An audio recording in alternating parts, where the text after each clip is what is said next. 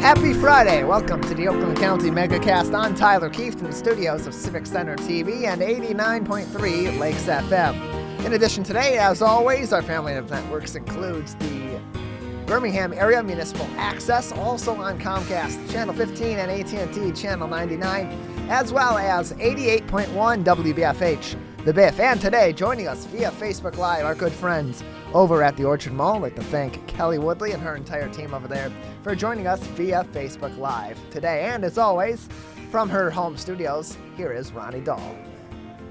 Hey, Tyler, so you're talking about the mall. We got some of those bully sticks for our dog Trixie from the pet supply place there in Orchard Mall. That's our new favorite pet store. Yeah.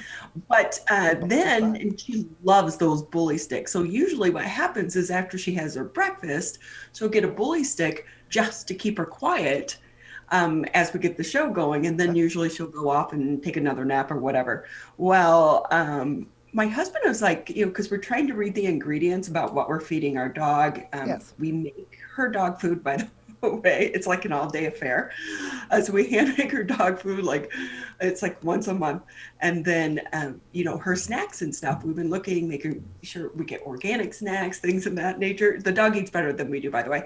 But with that, he's like, we were looking at the bully sticks and we're like, what is this ingredient? I am not going to tell people what bully sticks are made of, but you need to Google it. I'm like, oh my goodness, we have been feeding this to our dog. Yeah, there's a lot of weird stuff in pet food. That's something I didn't really take into too much attention until I was switching my cats over to their adult food, albeit a few months late. But it's okay. They were a little bit small for their age, and so the kitten food was better off. So that's a whole other story. But yeah, there's a lot of weird stuff in these pet foods, and not a lot of people really pay attention to it. They look on the back of there and they just go with a food that they've heard good things about, that they trust, or from a brand that they are aware of, and don't understand that a lot of these things that they're putting into their animals' bodies may not be the best thing for them. So you learn something when you actually investigate these ingredients, whether it be for pet food or for your own personal food yourself. You can learn a lot about where this stuff kind of comes from, and then makes you think twice sometimes. Well, I'll just say it's a certain part of the bull's body that these sticks are made out of. Last part they're like, wow, okay. It's the last part of the bull to go over the fence, yeah. And the thing on top of it, they're so expensive, and we just got a new bag. They're like $30-something for a bag, and we're like, what are we gonna do with these now? But that's a lot of money for a bull butt. Right. So it's just crazy, like some of the things that we look at and we go through. But again, read the ingredients. That's what they say. So it's been a couple crazy days here around our household. If anyone watched Fox 2 yesterday, then you saw the story with my husband, Woody Woodruff, where he was the victim of a scam. And so he was not happy that he fell victim to that such scam. But on top of that too, I really pushed him to do the story, because I said, you need to share it, because there were how many other victims. And on top of that, had they shared it, then maybe you would have understood the process that some of these scammers go through, and you would not have fallen prey to one of these scams. So you could check that out on Fox 2's website. But needless to say, it's been a couple crazy days here around our household, but it's the weekend. Yes. And Tyler, I think we're going to get a snowstorm on Sunday. Yeah, it looks like it. We clearly didn't get enough snow this week, so Mother Nature is trying to catch up a little bit. We've had a warm winter, as we spoke about yesterday, with Michigan DNR's Jim Dexter, and it looks like Mother Nature's just trying to catch up a little bit, dump a little bit more snow on us, bury us under a couple of mounds of snow, and we'll call it even. I'm excited though, because I really wanted to go sledding the last time. We wanted to take Trixie and try to teach her how to go sledding, because I've seen that video. It's viral on Facebook of someone's dog sledding. And so we wanted to try to take her, but we, like you said, didn't get enough snow. But also a lot of people enjoy the winter months right now. I'm trying to find a pair of used ice skates, Tyler, because this weekend in Sylvan Lake, they are doing ice skating on the pond out there. And I know that we talked about ice safety yesterday as well. So I'm a little bit nervous, but I figured if I went in a big group, it'd be okay. Yeah, I saw some pictures on one of the Facebook groups for Sylvan Lake's community, and I'm in those for Sylvan Lake and for Keego Harbor, just to keep up on things in the community here for us here at Civic Center TV. And I saw that a couple people in Sylvan Lake were getting Sylvan Lake ready for some ice skating, forming a makeshift rink on the ice, and hopefully they've done their homework and have listened and heeded the advice of Jim Dexter to ensure the safety of the ice before partaking in those activities, and certainly before encouraging others to partake themselves. Yeah, so hopefully that'll be fun this weekend if I can find some ice skates, because I'm too cheap to buy brand new ones because I'm not a good ice skater, Tyler. Yeah, I mean, and why do it when you're just gonna skate a few times? If you're not someone that's clamoring to go ice skating, why go for brand new skates? Oh, yes. But with that, that's enough rambling for the day. But again, looking forward to some snow on Sunday, and hopefully we get enough for some outdoor activities. And I want to make a snowman as well. Oh, I did see, Tyler, because you're on Facebook, right? I am, yes. So there was a picture going around where someone built like a Mr. Snowman and a Mrs. Snowman sitting on a bench. And then it looks like their legs are bent, but they're sticks. And then their shoes, their boots are actually snow from the ground up. And I want to do that on the West Bloomfield Trail, because I think people would enjoy it if they're walking down the trail and they see a, Mr. and Mrs. Snowman built on the bench there. Wouldn't that be cute? It would be cute, and hopefully there wouldn't be too many people that would be frustrated, be like, oh, I want to sit down on the bench, and here are these two snow people hogging the bench all day. They've been here. They mean, what? Well, you can't get up and go for a walk. It's a walking trail. I've been waiting for this bench for 5 days. So maybe you'll get some sour pusses like that. But I think overall, it would be something that would be well received. Yeah, I really need a kid, like rent someone's kid to come help me do these things. My husband gets irritated with me. Maybe just ask instead of going for the rent option. That could have some bad connotations. Well, look, it's Friday, and it's also middle of winter here in the state of Michigan, and extremely cold out as well. So let's hope we get some snow. You gotta have fun. Make your own fun right now. So. With that, though, let's go ahead and jump into the day's headlines. Tyler, the Michigan is getting better at vaccine distribution, but it's still not good enough. After a slow start, Michigan has ramped up its coronavirus vaccinations and is now one of the better states at getting its shots into the arms of individuals. Michigan now ranks 20th in the state at which it is vaccinating its residents, up from 45th just a few weeks ago.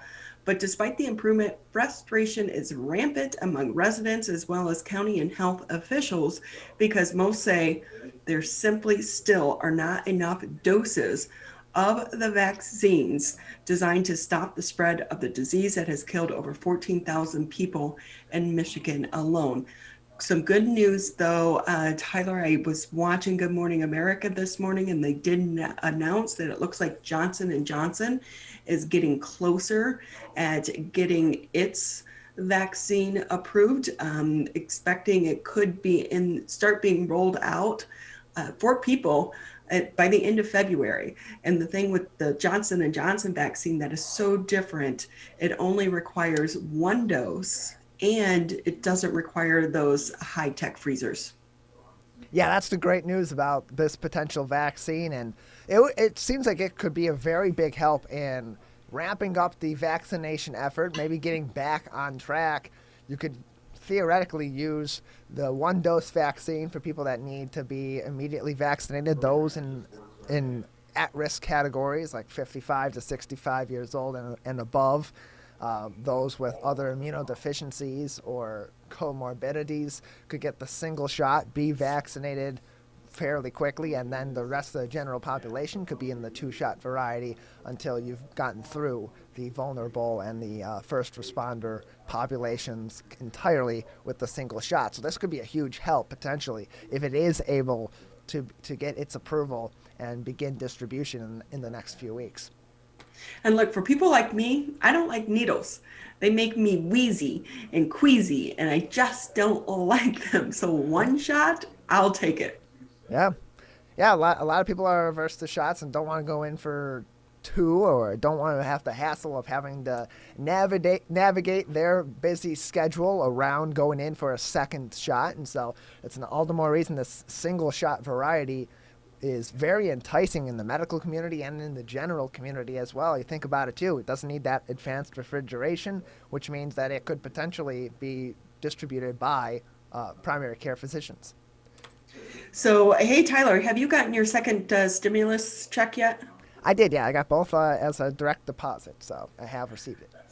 Well, that's good. You know, some of those prepaid stimulus debit cards are coming out on the debit card instead of the Yes. check or direct deposit. And the AG is telling people, hey, it's not a scam.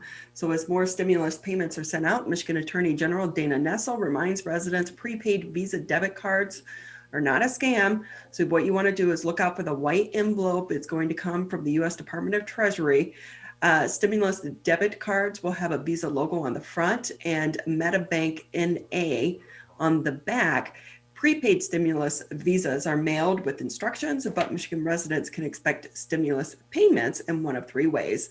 The second round of payments is half the amount of the first in the spring. Individuals making $75,000 or less will get $600. Couples filing taxes jointly making less than $150 will get $1,200. And for so many of people right now, they need that money, especially people working in the restaurant industry and some of the other industries that have been shut down or on a hiatus or scaled back during the coronavirus pandemic. And just keep in mind, though, if you get the card, it does come with some protections against fraud. But if anyone has any questions, the best thing to do is go to irs.gov. Yeah, these checks, not checks, these cards can't come in a better time for a lot of these people that have been waiting for their stimulus money to come from the government. And of course, there is always some apprehension when it comes to getting a debit card instead of a physical check or a direct deposit, because there are so many card scams out there. And so, like Dana Nessel said, you'll get it from the U.S. Department of Treasury. There's going to be very specific, unique identifiers on those cards. And as you said too, Ronnie, if there's ever any confusion or you're not sure or you just want to play it safe, which is never a bad idea with your personal information, then contact the IRS or contact the Attorney General's office or contact the Department of Treasury to confirm that this is in fact your stimulus card. If you are not entirely sure about things, it's better to ask a question that you don't need to really be asking than to wish you would have asked a question and end up a victim of a scam. So as Whitmer calls for unity, GOP leaders claim she shut them out. So amid calls for unity, a war of words has erupted as Michigan Governor Gretchen Whitmer and Republican lawmakers traded verbal blows just one day after the State of the State address. Michigan's top GOP leaders, Senate Majority Leader Mike Shirkey and House Speaker Jason Whitmer, said in a joint response Thursday that Whitmer did not deliver a concrete plan during the State of the State address, and they want more from her going forward. Shirkey said legislators have not had a productive meeting with Whitmer's office in the last 9 months. And since March 13th, he said he's only been invited to speak with the governor once, but was invited to many presentations. And so the governor kind of came back saying, well, you're not going to those presentations. And, so there's been a war of words, but you know what, at the end of the day, these two sides need to start getting along because, the latest move by the Republicans, they made an unusual political maneuver Wednesday, blocking 13 of the governor's appointees for several boards and commissions. And that was meant to send a message to the governor. I think we all hear you, both sides of this. We hear you, and we're all the way over here in Giggle Harbor and West Bloomfield. So these two sides need to start getting along there, Tyler. And we've been hearing them throughout this whole thing. Governor Whitmer's been taking her own actions, not entirely or at all at times, getting the input of her GOP colleagues in the House and the Senate at the state level, and then on the other side of that, these people in the state House and the state Senate and the majority party, the GOP, have been clamoring for the ability to make these decisions themselves or in cooperation with the governor. And when given an opportunity to do so in cooperation with the governor, they either claim that she's shutting them out, or they are non-negotiable on their own terms, or they have the opportunity to pass legislation themselves and don't do it, and then blame the governor for it. And so it goes both ways, where the governor is not exactly being very open to these people to come in and have those conversations or to negotiate with them. And it's going both ways with them being just as petty back. Our state government, our leaders in the state government, if we want to call them leaders, and at this point we really just shouldn't, because they haven't until they've proven that they are acting like children. This is a serious issue. We're in the middle of a pandemic. There are people in our state, businesses in our state, that are struggling to stay afloat. People are deathly concerned with COVID-19, with new and more contagious variants already in our state. Grow up and do something. You're supposed to be leaders. Well, I think the governor could actually really kind of extend that hand if she makes some changes to the issue with the high school sports. I don't know if you had a chance to listen to some of the students that testified yesterday before the committee. They were great. Of course, the big rally is going to be happening tomorrow, but today the MHSAA is expected to make some type of an announcement, because from my understanding, they didn't even know about the delay to the start for some of the winter sports until they heard it in that press conference a few Fridays ago. So it does seem like maybe there's some communication going on with the new director of health and the MHSAA, but we'll be listening to see what that decision is later today there, Tyler. Yeah, we'll see what happens with this. It's a big debate at the state level about whether or not to reopen high school sports for the winter season. Obviously, there's going to be a big rally there on Saturday at the state capitol about this, and I think it was a big surprise, both for the MHSAA, for parents, for students, even for those in government on both sides of the aisle, as they heard that information about high school sports being suspended at that press conference. It was not something that anybody really expected to be announced on that day. Maybe it was something that was coming down the pike, and now the governor and her office are saying, if things are going well, that could be something that's revisited and lifted potentially in the coming days or weeks, as has been said before in these kinds of situations. And there's got to be a solution here, whether it be you take something like you did with high school football, where you require the players, if they're in close contact in a contact sport like girls or boys basketball, to wear masks when they're on the floor. Something of that matter, because unlike the NBA, you can't isolate with your own team or in your own environment and only go to specific areas and limit the amount of interaction. These are people that are all over town. They are children and they're in families, and not everybody is taking this to the same level, and this isn't their profession. So you take the precautions that you can take, require distancing on the bench, maybe require masks on the court of some sort, or some sort of neck gaiter like we saw with the football players, which isn't entirely effective against COVID-19, but at least can provide some semblance of protection, which is better than nothing. There are solutions here, and hopefully they come to some of those solutions relatively quickly. Well, they did come together with some of the sports in the fall, yes, and it worked. So let's hope they can work this out. Hey, so just as a reminder, you can always catch the latest headlines. Go to civiccentertv.com, click on the coronavirus tab.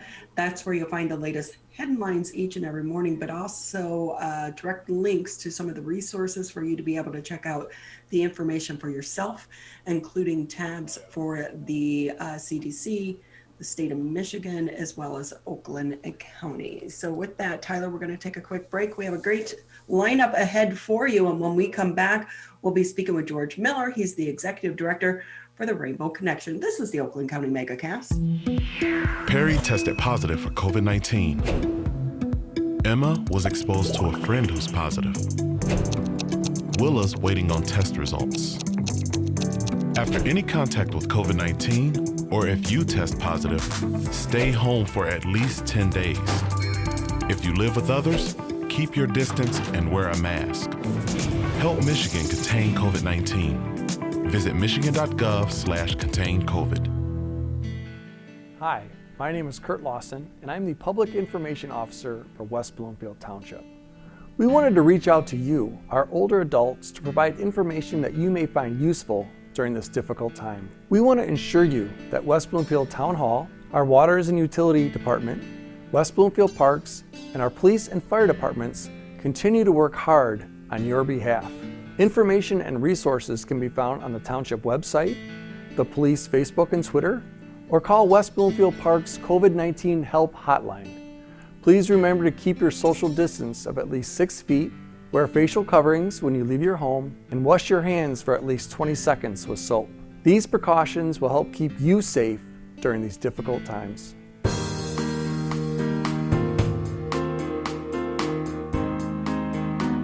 Back to the Oakland County Megacast, just about 20 after 10. We're going to get the show started today with George Miller. He's the executive director for the Rainbow Connection. George, thank you for being with us. Thanks for the opportunity, Ryan. It's great to talk with you. You know, I was online doing a little bit of research on your organization before we came on air today, and sometimes it just makes you stop and give pause, because while we're complaining about not dining into a restaurant or having to wear masks, things of these natures, I couldn't imagine going through this pandemic and being some of these family members as well, having to deal with these life-threatening illnesses with their children. So, George, tell us about the Rainbow Connection. I'd be happy to. And yeah, you're right on track. I mean, it's been a tough year for some of these families. But yes, we've been around since 1985. We were started by L. Brooks Patterson, the county executive. He had good friends, Janet and Ron Dobson, who were good friends of his, and they had 2 children, Tim and Jennifer, and they were actually flying to a wedding up in Wisconsin. Ron was a pilot, and unfortunately the plane went down, and Ron and the 2 kids were killed, and Brooks wanted to do something in memory of Tim and Jennifer, and so he started the Rainbow Connection. And since 1985, we've been granting wishes to kids in Michigan who are battling a life-threatening medical condition, anywhere from the age of 2.5 all the way up to the age of 18. Wow, it just really puts life in perspective for us as well. And tell us about some of these kids and the grants and the wishes that you're granting them. Well, as I said, these are kids that are extremely sick. Some of them have life-threatening illnesses that go on their entire life. Some of them, as you can imagine, pass on and don't make it. Their cancer or their illness is so severe that they're just not able to, their bodies aren't able to deal with it. To date, we've done over 3,700 wishes. We average about 150 wishes per year on average. And we do anything from go someplace to meeting somebody important or to doing something. And as you can probably imagine, our favorite wish is to go to Disney World down in Florida. And if I can tell you, Ronnie, the reason that is because we use a place called Give Kids the World in Kissimmee. It was created by a Holocaust survivor whose name was Henry Landsworth. He literally walked out of Auschwitz at 18 years of age. And within 2 years, he decided it was time to go to the United States to start his life. And he ended up in Cocoa Beach, Florida, before the space program got started. And he and Walt Disney actually became friends, and Walt asked him to house some children at the Holiday Inn that Henry was actually managing at the time. And after a while, Henry decided that it was his life calling, so he created a place called Give Kids the World that only Wish kids across the world can stay at. And with a handshake from Walt Disney, he gets free passes to all of Walt Disney World, to Universal Studios, to Legoland, to SeaWorld. And so it's an amazing adventure for our kids and families. Well, George, can you tell us, what's it been like, though, in the middle of a pandemic when some of the wishes you probably can't grant right now due to the restrictions, but also when we're talking about kids that are ill, they're also at a higher risk. So are there some that you're saying it's just not safe right now? So yes, I can talk about both, to be honest with you. We have been closed down from Give Kids the World for the past 9 months. It just opened up in January. We are thrilled that we've sent 2 families down already, and they're already back safe and sound. We work with 3 children's hospitals down in Orlando, Florida, to make sure that this is safe. We make sure that our own physicians sign off on this and our own parents are comfortable with it. But we're back to doing that part of business anyways. But yes, what makes the Rainbow Connection unique from other wishbanding organizations, two things really. One is we're grassroots, we're only covering the state of Michigan. But the other thing that's really big about us is that we stay with the families before the wish, during the wish, and after the wish. As you mentioned early on, Ronnie, in the program, these families struggle not just with keeping their child safe from other illnesses and other people that may have other flus, let's just say. So the COVID's been 10 times that. But they also struggle because oftentimes one of the family members has to stop working to deal with a child who's in the hospital for hospital stays long-term or medical treatments daily. And so they go from a 2-income family down to a 1-income family. And that struggle because, their bills were for 2-income families before the illness occurred. And you can't just get rid of your mortgage payment. You can't just turn in your lease necessarily. And so now compound that if you're a single parent and you're unable to work. And so it's not that we open up our checkbook, but as our name says, we have a lot of connections in the community, a lot of grants that we've written for. And this year in the past, this past year in 2020 during the COVID, we were able to secure over $160,000 in grants to be able to assist our families with electric bills, gas bills, car repair problems that they might have been having, even some mortgage and lease payments because they were struggling so much. And so that helps take that burden off of these families so that they can focus on their child and focus on their recovery, hopefully. It has to be so heartbreaking, but also heartwarming for you and some of your staff as well to be able to witness some of these wishes. It absolutely is. And I will disclose to you that I am not only the executive director, but I'm a wish dad as well. My daughter, Mandy, back in 2007, unfortunately passed away. She had contracted a very rare childhood cancer called rhabdomyosarcoma, and her wish actually came from the Rainbow Connection. When my daughters were all in the room and Ingrid Todd, who's our wish director, came into our hospital room, my other daughters all thought we were going to Disney World. They were all pumped and ready to go, but my Mandy was quite different. And she requested that they lease her a horse. And so Mac the horse became a part of our family. And I have to tell you, I wasn't necessarily a horse lover, nor did I know much about horses other than they threw me off every time I got on them. But Mac the horse brought a therapy to not only Mandy, but to our family that we would have never have known without Mac. A bad day of chemo or a bad day of radiation could be wiped out with just a hug or a ride on Mac. And so those wishes, as you can see, can be just spectacular, not only for the child, but for the family members as well. It provides a lot of hope. Yeah, because it's not just an individual going through the illness, the entire family is experiencing it in a way as well. And George, I'm so sorry about the loss of your daughter, but what a beautiful memory that you have to be able to share, with you and your family because of this organization. Yeah, absolutely. I had worked for the county for 40 years under Eldridge Patterson. I was director for Health and Human Services. And when this position came open, I just decided it was time to give back. And I work with some amazing, amazing people. We have a board of directors that works tirelessly to raise funds for our operation and the things that we do. And the general public has been very supportive, even during COVID 2020. Our donations really stayed on top. And so I really am appreciative for all those people that continue to support us.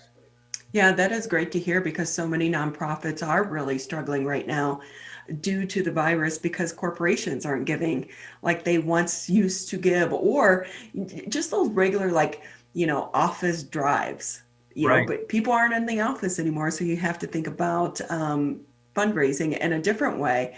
And have you guys had to shape or change the way you're trying to raise money? Oh, yes.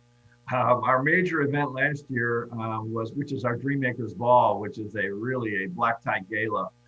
We had to repivot that. We couldn't bring people together safely, so we ended up doing that virtually, and people stayed with us.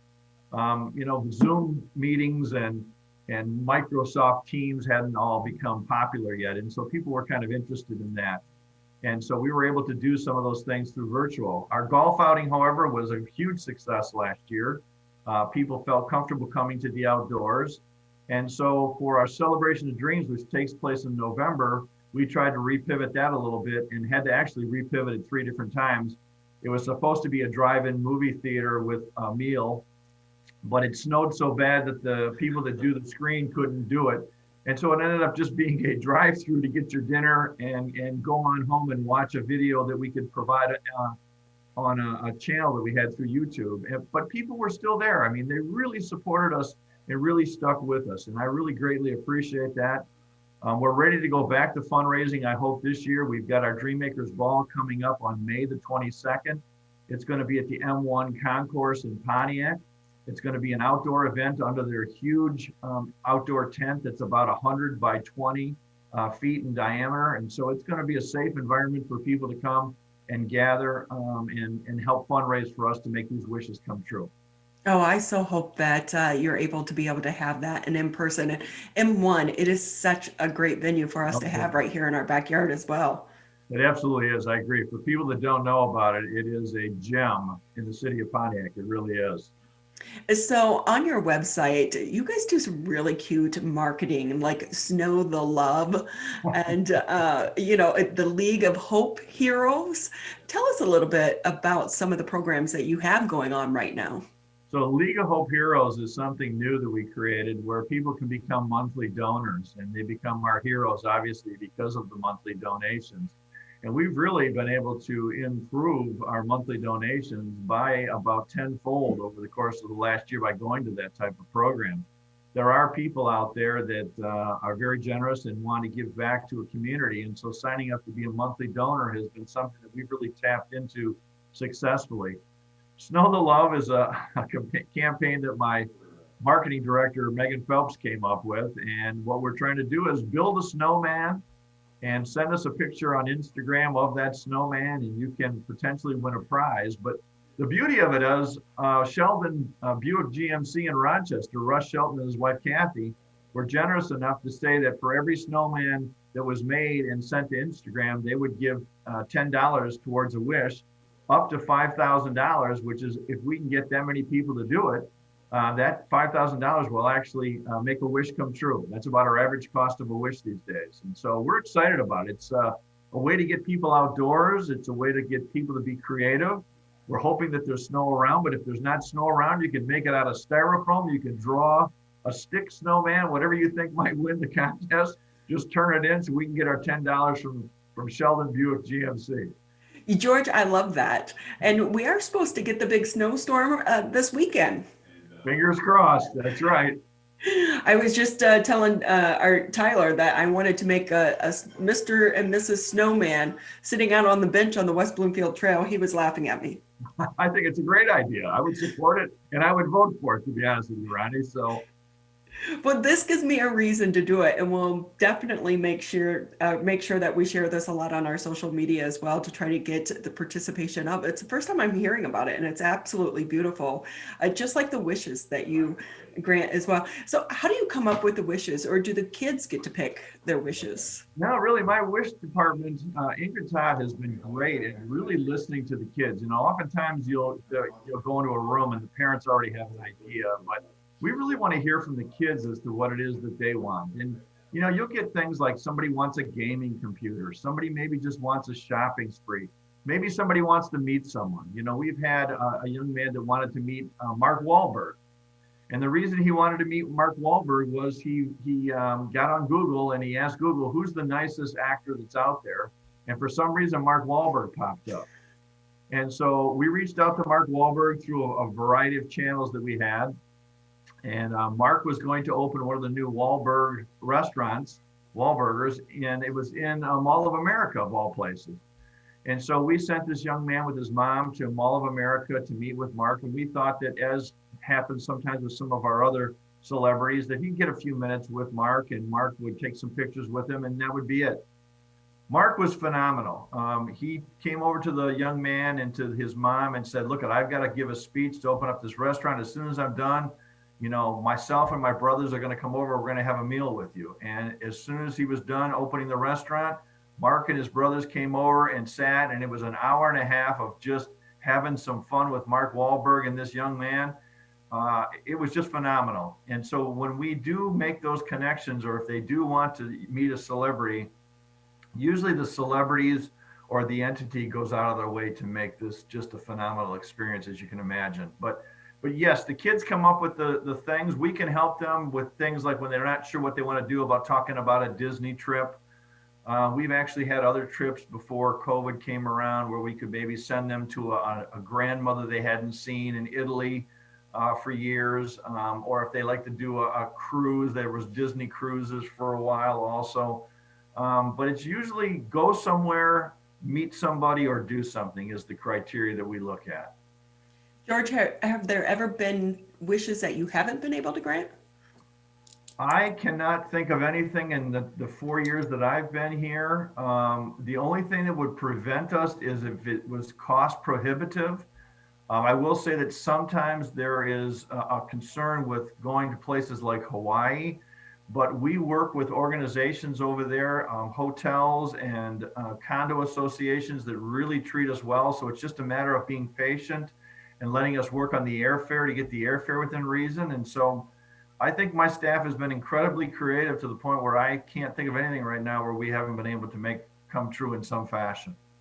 Can it be challenging because sometimes the kids will have certain medical needs that can prohibit where they go or how they travel? So do you have to work around some of those details to make these happen, or even maybe shift that dream a little bit?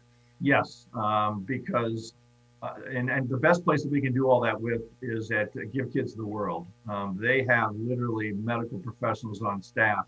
So there really is no limitation other than can the parent get the child from airport A to airport B.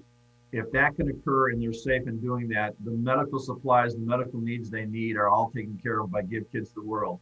Same really is true for any other destination. If the parent can get them to point B from point A, we'll work with whatever entity is at the other side to be able to make sure that there is coverage either at a children's hospital and or through a medical provider to make sure that their visit is as safe as we can make it. So going forward in 2021, what are your goals as an organization this year? Well, we'd love to do our average of 150 wishes. We were behind a little bit last year, so we've got more to do this year, but we're going to catch up. We're already in that process. And our biggest thing is to be able to keep our message of hope out to our families that are battling these life-threatening illnesses, and to be able to still connect them with the connections that they might need. And then obviously we want to be able to hold our 4 major fundraisers this year to be able to raise the dollars that we need to make these wishes come true. George, is it hard for you sometimes as a parent that was on the receiving end, but also to continue the work? Does it bring back the memory and the pain of of losing your daughter some days, or does it help keep her spirit alive for you? It really does help keep the spirit alive. You know, we have a wish wall right outside my office where all the kids are on, so that we know when kids are ready to move to the next phase of their wish. And I can remind myself that Mandy at one point in time was up on that wall. And I also remember with the pictures that I keep of her in my office and Mac the horse, of all the joy and all of the hope that it brought to our family. And really it united us around something that all of us struggled with. But her strength and the benefit of that wish and the therapeutic nature of that wish is something that really drives me to make Rainbow Connection be the best that it can be.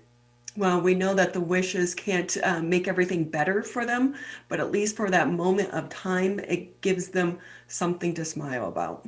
Yeah, and you know how it is when you're going to go on vacation. If you can plan it ahead of time, or if you've got something exciting coming up and you know about it, it's the anticipation of that that's so wonderful too.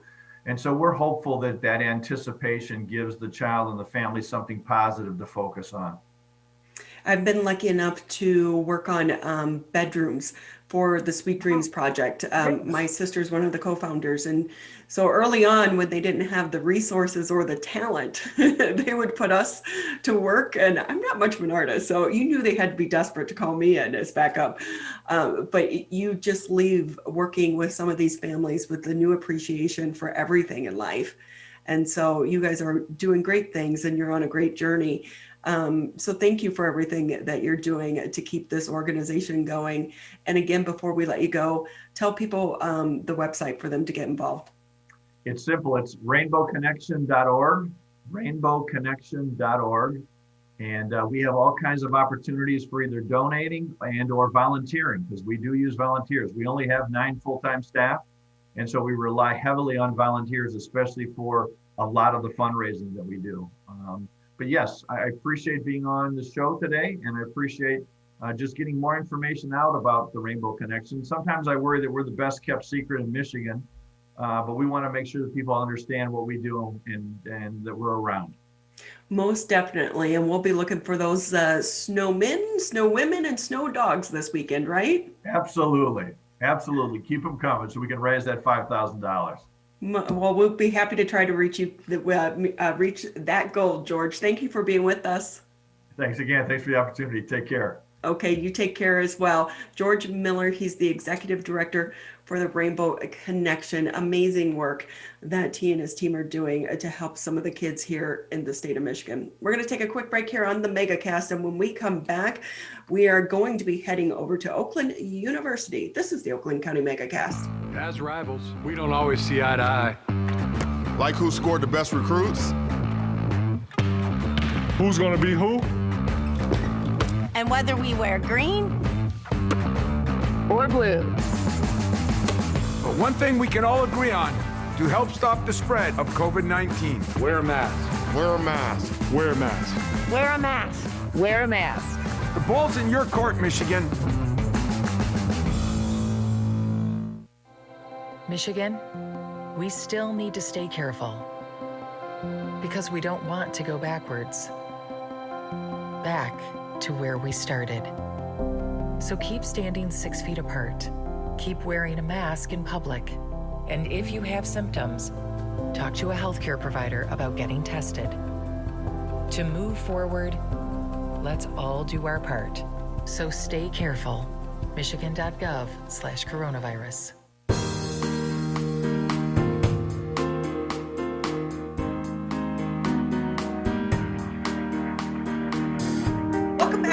The Friday edition of the Oakland County Megacast. I'm Ronnie Dahl in my home studio while Mr. Tyler Keith holds things down back at the studios at Civic Center TV. And as a reminder, you can always watch or listen on civiccentertv.com. You can also catch us on Birmingham Area Municipal Access. And if you have cable, tune us into channel 15. That's on Comcast 99 on AT&T. And then you can also catch us on the radio, 89.3 Lakes FM, 88.1 FM The Biff. And thank you today to the Orchard Mall for allowing us to live stream today's edition of the Megacast on their Facebook page. With that, a lot of the students, our college students, are back on campuses and ready to learn, but it still can be challenging for them. Graeme Harper joins us now. He's the dean over at Oakland University Honors College. Great to have you with us today. Good morning, good to be here. So with the Honors College, is it harder for some of these students right now because of all the remote learning? You know, these are incredible people. I say not just incredible students, but incredible people. They are so resilient and they are so willing to work to be able to do things in ways that are not always easy. So yes, it's difficult, but they're just doing such a fabulous job. I mean, they're just inspiring. So yeah, it's great to work with them, and they're going fine. I mean, they're dealing with what we're all dealing with, but they're doing it well. I think when it comes to the college students and your general college students, you know, the ones that are in their teens and their 20s, they've actually done a much better job at this remote learning than the rest of us. I think, you know, I think we shouldn't underplay for sure that there are difficulties, but they really have. They've really, you know, embraced the idea that this is what we're faced with, and they've jumped in, they've put the effort in to make it work. And I think when they're working with us, there's a real sense in which we've got a community of engagement. You know, we all want to get where we want to get to in a successful way, and yeah, this is fabulous to work with. Frankly, it's just a wonderful experience. Well, that's great. I think the harder thing for them is really more about the social aspect of college. If I go to college and I'm on campus, I'm there for the parties. It's true. I mean, I think in many ways, just that idea of being able to bump into each other in a casual environment and, share some time together. The formal stuff is only part of the college experience, as you say. So we've set up a lot of things where they do interactions that are the more informal and get together online, admittedly, but they get together in informal ways to do things together, sometimes for the community, sometimes even things internationally. They've been writing cards to orphans. They've been working on a project called Free Rice, which is about supplying rice to villages, but it's all run by the UN, and it's kind of, they can do it online. So that sort of thing creates that social atmosphere. It's not as good as being in a room hanging out with pizza, but it's kind of virtual pizza in a way. And so with that, I know that you're the co-chair of Reimagining OU. What is that about? Reimagine OU is a wonderful project started by our president, President Ora Peskovitz. And President Peskovitz came up with this idea that we should get constantly better as an organization, and we should get better not just because we're a learning organization in the sense we teach and learn, but we should learn about ourselves more. So it's a sustainability project in many ways to ensure that we can cope with the things that are facing us now and in the future. But it's also a project about just getting better at everything we do, and to be aware that actually part of our learning tradition should be to learn about ourselves, what we do well and what we can do better. So how do you take that from a mission statement to actually implementing it to the point that people are learning more things about themselves? Well, the first thing we did was create a really diverse group of people as a sort of broad committee, and then divided that up into smaller groups of people that were looking at things like culture and identity. So they're looking at who we are and what we want to be and so on, and some of the history, some of the traditions that we have.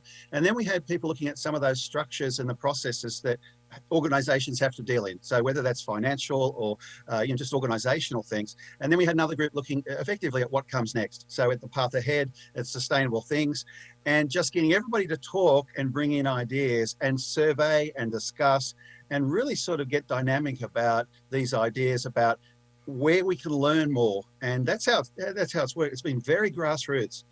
We've got people that have been on the Reimagining Committee now. It's over 12 months, and they come from all parts of the university. They're not, frankly, not the usual people sometimes that you would see on a committee. They're people that come from all parts of the university. Well, I love that, because you need people with different voices and different perspectives in life to be able to bring them together in one collective voice. With that, though, what have you learned from this project? Well, I tell you, the first thing I've learned, Ronnie, is that there's enthusiasm beyond belief at Oakland University. And people love the university. They want to make a contribution. There's a real sense in which people will work above and beyond to contribute. And that's been fabulous. The other thing that I've learned, which I've always believed, but I hadn't seen it operate, was that if you get people together, a group of people, they can kind of do wonders. You just need people to have that experience of being able to talk and think and just sort of bounce ideas around. This has been incredible. It started pre-COVID and it continued through. It's been continuing through COVID with no stopping. There's not been a sense that there's been any sort of pulling back at all. So that's been dynamic and it's been incredible, and it's kind of life affirming in many ways. So it's a great project for that. But do you think us being in the middle of a pandemic in a way has helped this project? It's funny because some of the things I think we've noticed, with the use of technology and so on in all areas, we're starting to say, well, actually, this is kind of cool. I think to a certain extent, getting people in our virtual room has been a little easier. I think, on the other hand, it's back to that question of people being able to share space. So in some ways, no, in some ways, yes. I think ultimately, though, it's re-emphasized the need for sustainability, that we need to become an organization that can cope with what happens next in higher education. And some of that is about technology and remote learning. So I think that's sort of given us a bit of a focus to become a real regional leader in sustainability for the future. It's funny because for so many of us, we think traditionally, school is done this way. You go to class, you go there. Online learning has actually been around for a long time, but when it's forced upon you, you also can make progress in some of these efforts. And do you find that to be the case? Because maybe if we weren't going through what we're going through, some of these ideals and thoughts may have come to fruition, but it would have taken people a lot longer to get there. That's true. And I think it's true in the sense of adversity sometimes produces this. We know this in other areas. What's been remarkable for me is that I have had speakers talking to the students this year from all over the world. I've always wanted to reach out to people and say, come along to Oakland, and it's a great place to be. We can head down to Rochester and do some stuff. I've always wanted to do that, but people aren't prepared necessarily to fly on in. But I had people from Hawaii and Scotland and people based in major research centers. I had whale researchers from working in the Pacific, and they all beamed into the freshman class. Now, that's not something you could have done without being pushed, in a sense, to do it. And the other thing that's interesting is people have been very generous. I can sort of ask people in a way now, and they'll mostly say yes, it would appear, to do these links. And they wouldn't have necessarily said, yes, I'm happy to fly to Detroit and come on over to Oakland. So, that's been one thing, as you say, that's been a benefit. And we'll use that for the future. I'm hoping to get, who knows who come to Oakland virtually. I will say, if I was in Hawaii, I'd want to visit Detroit remotely as well. So we do know that you are the dean for the Honors College. If I'm a high school student right now, I'm looking at college. This has not been a typical year because really, they start even last year. But if I'm a senior, I guess that this year is so different than previously. So what should they focus on to try to get into an honors college? There's some baseline stuff, and I think ultimately all honors colleges are slightly different, but often quite the same in some ways. So obviously high academic achievement is a focal point, but we allow people to apply to the honors college 3.3 GPA and up. So, people can apply. At 3.7 GPA, they can join fairly much automatically. They just have to attend an information session. So the academics are covered in some ways by thinking about what people have done so far. But we also look toward the future. So very much in those folks that apply, I'm kind of looking for people that really want to embrace the idea of getting involved in a community of learning. Also in service, we do around 30,000 hours of service in the community every year. And it's all manner of things that the students contribute to. So again, somebody that's interested in getting involved with their community, with their church, with their, with the people that they live with, is somebody that would enjoy the Honors College experience. And then the undergraduate research side is very strong. So we do a lot of work on developing projects that students use often to help them to get into grad school. So it's an element there that actually, if students are interested in doing project work, that's another thing. They may think, well, great, the Honors College can support that. And we do support that really strongly. So are there more opportunities right now for scholarships for some of these students because of the pandemic and things that are going on? There's a really good raft of scholarships, and in addition, there's the Oakland scholarships that are merit-based and so on, and various other scholarships. But then there's Honors College specific ones, and we really encourage people to have a look at those because they close on the 1st of March.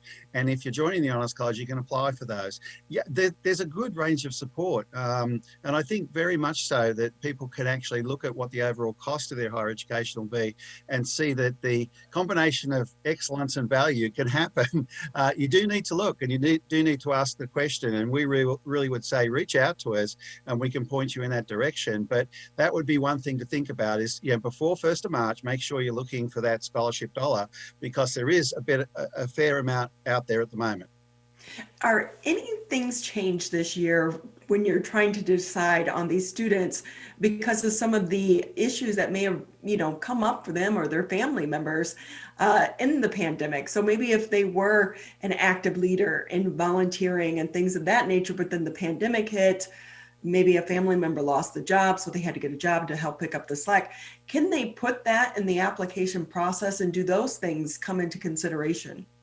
Oh, spot on. They absolutely do. And the need-based scholarships obviously are more significant this year than ever.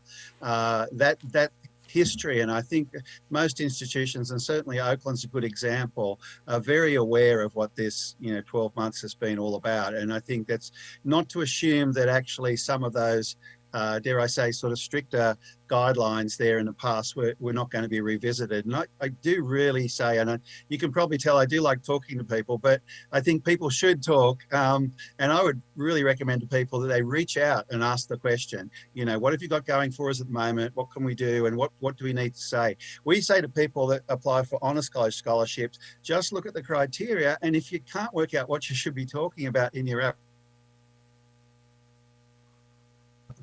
ask us. There's no point in putting the application in and trying to guess. We're happy to tell you what we want to know about. And that includes if you've had changes in financial circumstances. Communication. You bet. So with that, before we let you go, I have to ask you, you're an author as well. I can be, yes. So you wrote the book on creative writing. What made you want to write this? I've been writing for so many years now, and I'm a novelist. I do some script writing as well, but mostly I'm a novelist and short story writer. And it's interesting just how little is written about what really happens when you write. It's not all about knowing literature, although knowing literature is kind of helpful, but it's not all about that. It's about the actions that you do when you're doing it. And frankly, it's also about the desire to do it. I always argue anybody can write a novel or a screenplay, but they actually have to have that desire to do it, and they'll get there.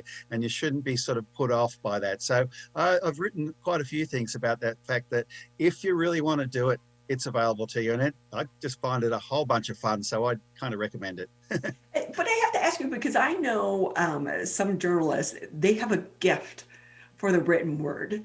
Sure. And others, it's very straight and narrow. Can you teach someone not necessarily to be a better writer, but a better creative writer? You can teach people, I think, to not be feeling like there's only one model for doing it. There isn't a you just don't follow a set of dots on a path and you get there. Your path might be different, and that's not a problem. And if anybody says, well, you can't do it that way, actually you can do it almost any way. But you do have to, as I say, not just be passionate about wanting to do it. You do have to actually imagine seeing an end point. And most people stop because they think, I'm never going to get there. I'm never going to finish this. But you will. You honestly will. And you may not get there as easy as the person next to you. But as you do it more and more, you become more familiar with it. So I go back to it. I think everybody can do it. And I'd really recommend if people want to write, get in there and start doing it, because it's just a great experience. And, next thing you know, you'll be a published novelist. But if you're writing a novel, it takes you 5 years. Right. I would hope you as an individual who started that novel is not the same person who may be ending the novel. So wouldn't it just be a lifetime of revisions? Well, isn't life a revision in the first place, right? But yeah, no, that's true. I mean, you do have to, in some senses, imagine it takes time. Other times, there's some famous stories of folks that have finished things in 6 weeks and 8 weeks and so on. So it's not necessarily a long time thing, but it certainly means that if you want to get it done, you've got to do it in a sustained way. Even if you just do it every Saturday because you can't do it any other day, just keep doing it. Eventually, it's kind of funny. You end up with this stack of virtual or physical paper, and you think, wow, I did that. I've got 200 pages of something. And even if it's not good, that's the starting point. Once you've got something that seems big enough, and I'm just not talking about novels, this works for everything. Once you've got something that seems big enough, you realize that the size of doing this thing is not the thing that stops you. It's actually the belief that you'll get to the end. Wow. With that, Graeme Harper here with us. He's the Dean for Oakland University's Honors College, but also an author. Anything maybe we didn't touch on that you want to share with us before we let you go today? No, I would just say, as I say, watch out for what happens with Reimagining OU. Oakland's on a rise. Our president is absolutely fantastic. She's really creative, and just watch out what happens next. We're really on a roll and enjoying things here. And as I say, as the world changes back or changes forward, whichever way it goes in the next 12 months, keep an eye on us because we're doing things that I'm sure will be really interesting to you. So thanks so much. Well, it's been great having you. And of course, when those things do happen, always keep us informed. It's always great to have people such as yourself from Oakland University here with us on the show, because Oakland University has grown immensely. I would say even over the last 10, 15 years, the university is really changing. Absolutely. And we're well over 2,000 honors college students now. And if you went back to 2012, we're about 400. So even in that population, which is a specific population, the growth is incredible, and it's fantastic. Well, it's been great having you with us. You're listening to 89.3 WBLD Orchard Lake, 88.1 WBFH Bloomfield Hills. We're going to take a quick break here on the Megacast. Still a lot to get to in the second hour of the show. Hi, I'm Dr. Faust, the Medical Director for the Oakland County Health Division. The most important thing you can do to prevent the spread of illness is to wash your hands thoroughly and often. Follow these 6 easy steps every time you wash your hands. Step 1, turn on the sink and wet your hands with warm water. Step 2, apply soap to your hands and lather between your fingers, under your nails, and the front and back of your hands and wrists. Step 3, wash your hands by scrubbing them together for at least 20 seconds. Step 4, rinse your hands with warm, clean water. And step 5, dry your hands with a clean cloth towel, a paper towel, or hot air blow dryer. If you're using a cloth towel, make sure to change it often. For handheld faucets, turn off the water using a paper towel instead of your bare hand. Step 6, if you're using a paper towel, throw it away. Practice healthy habits like washing your hands after coughing or sneezing into them to keep you and others healthy. Go to oakgov.com/health or call Nurse on Call at 1-800-848-5533 to learn more. Michigan, the coronavirus pandemic has put us all to the test. And now it's time to put COVID-19 to the test. As we move forward, testing will be critical. We encourage anyone who has reason to get tested to do so, those with symptoms and those without. If you are leaving home and going back to work, get tested. If you think you may have COVID-19 or you've been exposed recently through family, friends, or coworkers, get tested. Our test locator tool can help you find the right testing site that fits your needs. Even if you're looking for easy access with no cost, no prescription, and no appointment necessary, we've got you covered. Help Michigan move forward, not backward. To find a testing site or learn more, visit michigan.gov/coronavirus test. A message from the Michigan Department of Health and Human Services.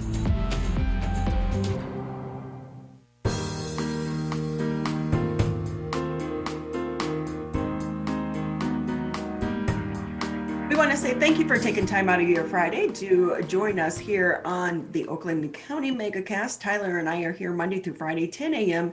until noon. You can also catch previous interviews and previous episodes of the Megacast on civiccentertv.com. Just about another hour here left in the show. And joining us now, let's go ahead and bring in Dave Crabill with iHemp Michigan. Dave, I have to tell you, there is so much misinformation around hemp, and I'm sure I'm saying something that you know all too well. Yeah, no, I really appreciate this opportunity because our association was formed for the promotion and education. That education is so critical because it's, it's a misunderstood plant, and it's just a plant, not something to be scared of. Right, and with that though, there are so many uses for hemp that the general public, they just don't really know or understand. Yes, so I show and tell. So this is hemp stalk. So one of the big uses that's coming down the road is this outer fiber is stronger than steel. That little outer portion there, and then this inner herd is like a woody herd. It's used for animal bedding. A lot, it could be milled fine enough for offset oils and injection molded plastics. They're just a lot of uses that are going to help with our sustainability goals. So why do you think hemp has gotten the bad rap that it has received over the years? Well, it's all about perception and education, right? So for the last 60 or so years, probably closer to 80 years, we've had a negative marketing campaign going on for cannabis sativa. And a lot of it, I feel, was more of a class warfare. The agenda, people had, there's a lot of theories out there, but the reality is that this was a crop that was critical to the forming of this nation. We used it for the sails, for the ropes. We used it for the hemp oil was what lit our lamps. It was used for a long time until, plastics came about. And then all of a sudden it was vilified, so, draw your own conclusions. But, so it was, it was perceived as something very negative, and no attention was given to all the positive uses for it. Okay, so hemp is not weed. Right. Well, it's one plant, cannabis sativa. So that cannabis sativa plant has a lot of different expressions. So industrial hemp is a legally defined term for cannabis sativa that has less than 0.3% THC. So it doesn't have that intoxicating effect, but it does have psychoactive effects. So, and that's what you're learning about with the cannabidiol, the CBD, CBG, CBN, CBC. I mean, there's 150 different cannabinoids that we're discovering. And now that we're able to do this research, it's just exciting, all the ways we're able to help people. A lot of people don't realize there are so many things, like you were just mentioning, that hemp has been used for. I remember, like, you can get purses made out of hemp, or, clothing as well. So with this, what do you think the future? So, we know the history. Mm-hmm. What do you think the future is going to be for the hemp plant? Yeah, so with the passing of the 2018 Farm Bill, we were able to grow hemp in the United States for the first time legally. Well, it started in 2014 with the research pilot program, but only a couple of states, Kentucky, Colorado jumped on board. 2018 Farm Bill, MDARD, Michigan Department of Agriculture and Rural Development, jumped on board and cleared a path for us to grow right away. I mean, it's just amazing. I should write a book. I need to buy Graeme's book and write that book, because it was just the last 2 years has just been an incredible journey. But initially everyone grew for cannabidiol, so CBD. We had people from California and Colorado come in and saying, this one guy from Colorado said, I just threw it out in the field, and I came back months later and there's like $40,000 sitting there. That's the kind of message that was coming out. And so we had thousands of acres grown, and I'm still sitting on about 5 liters. I just haven't worked on it too hard, but everybody's coming out with their CBD brands, and we're starting to get that market out, but that's been challenging because of there's still a lot of censorship because of the confusion on the plant. It's hard to advertise. It's getting better, but hard to advertise those CBD brands. So the future uses, the big uses, are the grain. If you can go to your grocery store, buy hemp hearts, but they're coming from Canada. Primarily, it's an import from Canada. We have grain processing coming to Michigan. Fiber processing is being set up in Ohio first. It looks like we're working on stuff for Michigan as well. So those other uses are going to come into play, but it's a supply chain issue. So with that, when you talk about hemp grain, why would I buy that versus a normal grain that we already have on our store shelves? The hemp seed, the grain is the seed. So if you let the hemp plant, be pollinated and go to seed, you can that seed is 30% protein, and it's high in omega 3, 6, and 9. So it's a very healthy, nutritious, supplement for your diet. I put it in my oatmeal. I have these little chocolate balls that I put it in, with some cannabidiol. It's just a nutritious, hemp can feed the world. That's you can get tons of it per acre, and it's a nutritious supplement for your food. So with the explosion of CBD products, I mean, you can now go to pretty much any store, even, the gas station, and they're going to have some type of CBD oil or product sitting on the store shelves. For women, it's in every, face care, hand care, you imagine it's out there. But what is CBD and what does it do? So CBD is just, one of the expressions of the plant, cannabidiol. So it's big, a couple of things, the FDA actually approved medical drugs using cannabidiol, the CBD oil. And, it's helping kids with epilepsy, that are having seizures. That's the big one, but for most people, we're not having seizures, but the last couple of years, would you say, Ronnie, that it's been a little anxious? We've been a little anxious, so that CBD has a calming effect. It's also very anti-inflammatory. I play a lot of ice hockey, and my buddies that play hockey, we have these CBD salves to rub on our knees and ankles and stuff, because everything hurts all the time as you get older. So yeah, I have some stories, where I've had customers that I know on the phone crying in pain, and it's like, David, can you help me? And I run some CBD out there, and they're like, oh wow, this is great. And they're doing it without taking opiates, so there's always a place, right, for the regular pharmaceutical industry, but here's a path for us to help ourselves, with a lot of these challenges. And but we just need that regulatory structure in place yet. It's still under development, where you can, really trust who you're buying from. You have to do some research to make sure you're buying, the right product for your needs. Yeah, that's what's hard right now, because you don't know what's regulated and what's not. And as the products continue to flood the market, there's going to be confusion with that. Dave, and I know you mentioned, about anxiety and how it can help also with seizures. I know a lot of people are using it for their pets, especially pets that have seizures. And it really does seem to be helping some of these individuals. But I noticed earlier you didn't mention research. Before, and and I don't know how connected it is to also research with marijuana, but I think I saw a documentary where they were saying how research was halted because it was still illegal in the eyes of the federal government. So a lot of researchers couldn't even get enough of the product legally to be conducting research, and that's why so much is unknown about the research part of what the benefits of things such as hemp, but also marijuana as well.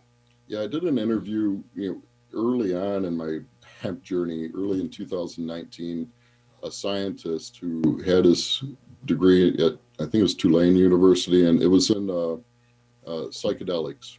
So, and he was doing this research, and he was able to get any kind of LSD or mushrooms or anything. He asked, there's one lab that had marijuana, and when they sent him the marijuana, it was in a jar of alcohol, ethanol alcohol, and he was told that he couldn't test it without the alcohol. I mean, that's how ridiculous it is. He could, just order up some mushrooms or whatever, but the marijuana, it's like, no, it was unreasonably restricted.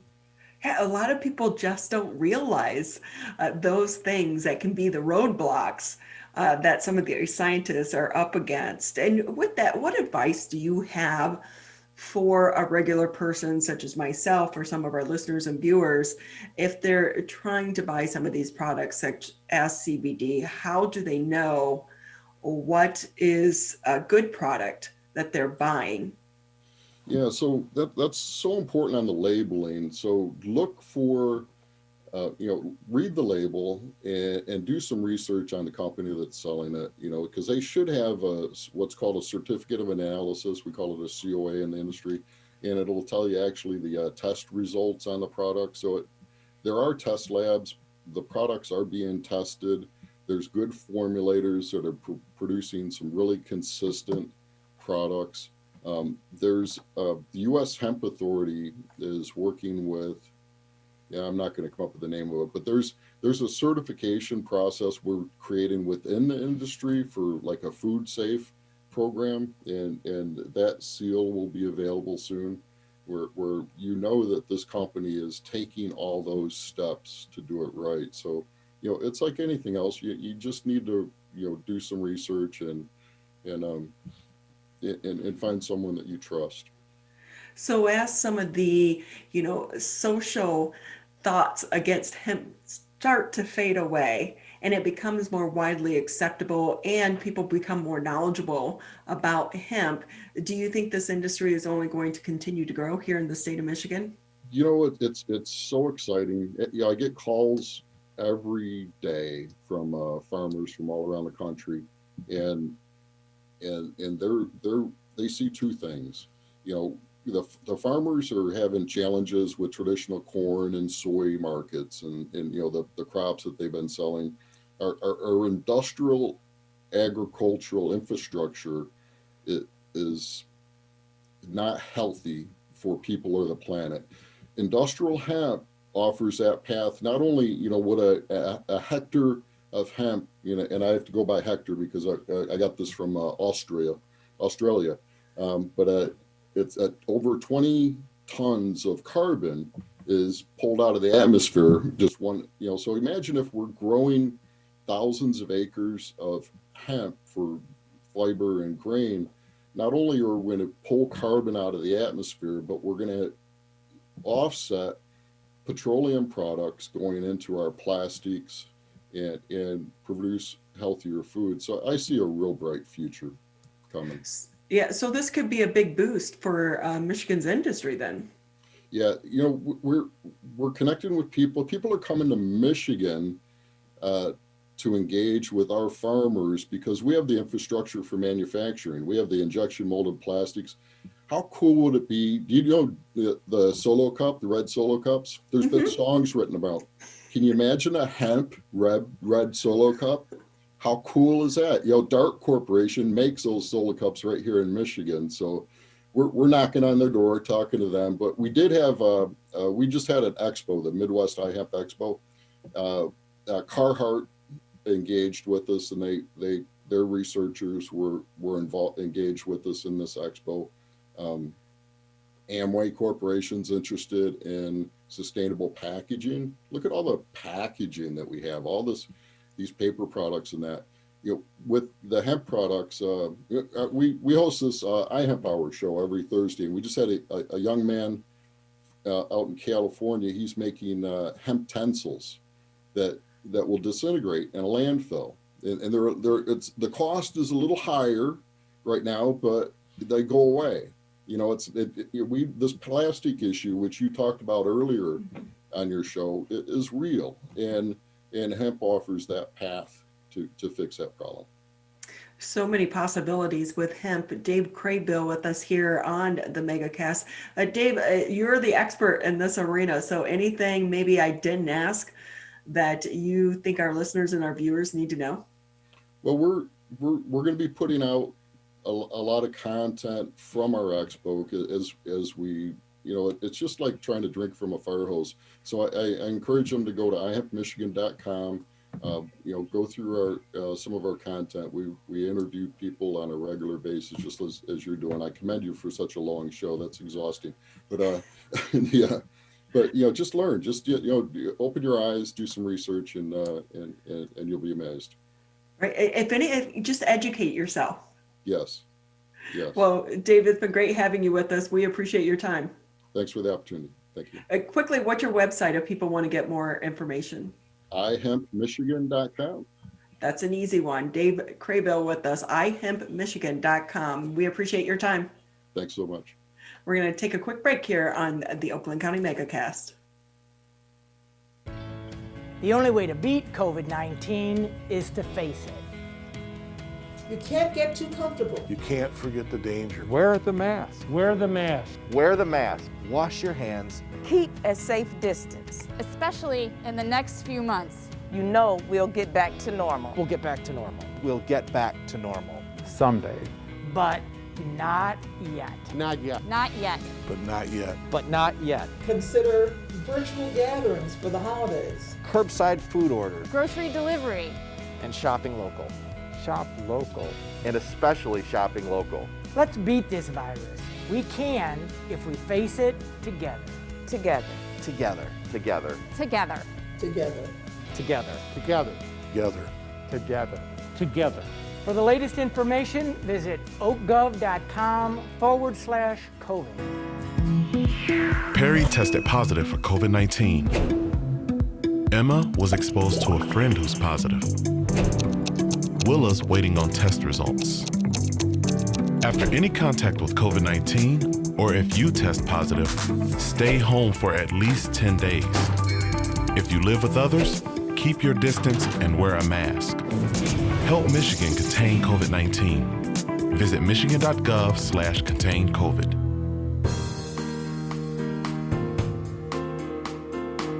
Welcome back to the Oakland County Megacast. From hemp to craft beer, this is a rich environment, the state of Michigan, for our farmers, because there are a lot of things that go into some of these products. With us now, Jenelle Jagmin. She is the director for the Michigan Craft Beverage Council. Great to have you with us. Hey, thank you. I appreciate the opportunity.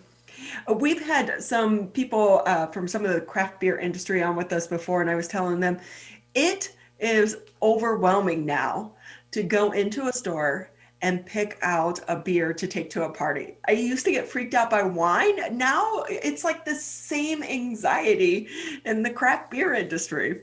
Oh, you can't look at it as anxiety. It's opportunity. There are so many options. Yeah, so it's like, wait, it's not as easy, you know, because in wine, it's like usually if it's higher on the shelf, it's more expensive. And I do have to also point out that we definitely are interested in helping the craft beer industry, but also the distillers, the wineries, and the craft cideries in the state. And I'm sure that, I don't know if you're a cider drinker, but there's definitely been, you know, a number of new ciders also hitting retail and, you know, spirits as well, Michigan Craft Spirits. And all of this actually starts with our farms. For those not familiar with some of the products that go into the things that we drink, tell us some of the things that the farmers have to make. We have that's one of the reasons why Michigan's craft beverage industry is growing, is because we have, I mean, we're traditionally an agricultural state, you know. We have the ability to grow a number of different products, and because of our climate, we've, you know, I'm sure, as you know, as you're a wine drinker, we grow wonderful wine grapes. You know, this Great Lakes climate allows us to plant some of those higher class wines, you know, like the Pinot Noirs and Chardonnay, and of course Riesling. Michigan does awesome Riesling, Merlot. And so a lot of these types of high quality grapes are grown right around sort of the rim of the Great Lakes region, although we're also growing grapes all over. But in addition to grapes, we're doing cider apples, of course. We do hops in state. We do great grains. We're doing barley and wheat and rye that's used in craft distilling and malting for beer making. So, I mean, really across the entire craft beverage sector, Michigan has kind of a, you know, a leading voice in some of the agricultural products that are going into it. Yeah, the craft beer industry has really exploded here in the state of Michigan, but also across the country now as well. Is the market getting a little bit saturated, do you think? No, I don't think so, because the flavor profile and the consumer demand isn't stopping. And everybody is looking kind of for the new thing. So I think more so just with that change in flavor profile, that the brewers are constantly going to be adjusting to what is in demand this season or for the next couple of years. So no, I don't see there being a saturation point. We have, a little more than 300 breweries in our state now, and we still see, the licenses growing annually. So it's good. I think we're in a good spot.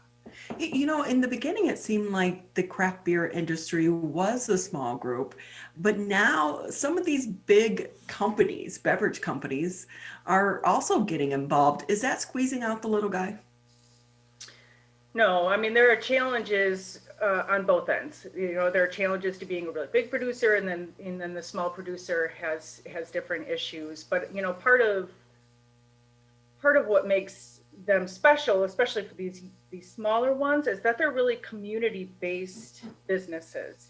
So these smaller craft beer producers, even though they may not have the same range of distribution, they're the companies that are helping to support your town's baseball games.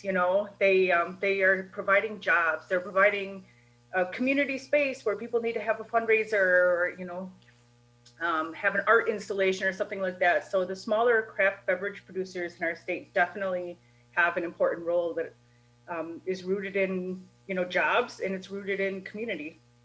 How's the industry doing right now in the middle of the crisis?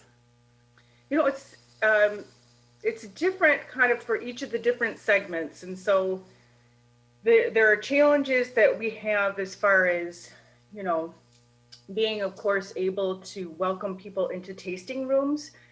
But we have had, actually, the Michigan wineries, for the most part, saw an amazing year for growth.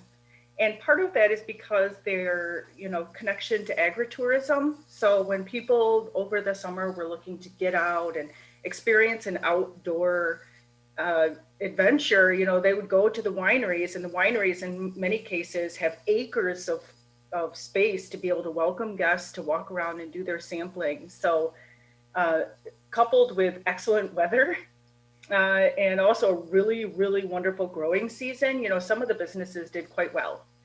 And also we can't discount the retail sales. People were doing a lot more, at home sampling, and so those that are in retail did a lot better this year as well. I like how you put that. They were doing more at-home sampling. We're drinking like flushes. Go ahead. I also, we went to Traverse City in September. We were supposed to go to Italy this year, but it got canceled. And we were so looking forward to, going to the vineyards and everything, and we couldn't go. So we went up north. And really, it is a beautiful experience that sometimes we forget about some of the things that are in our backyard. You don't have to go to Italy. You don't have to go to the south of France to enjoy great wine and also get the experience of going through some of the vineyards. And we did do like one of the cider vineyards as well. And like you said, I was so surprised how busy it was up north this past summer.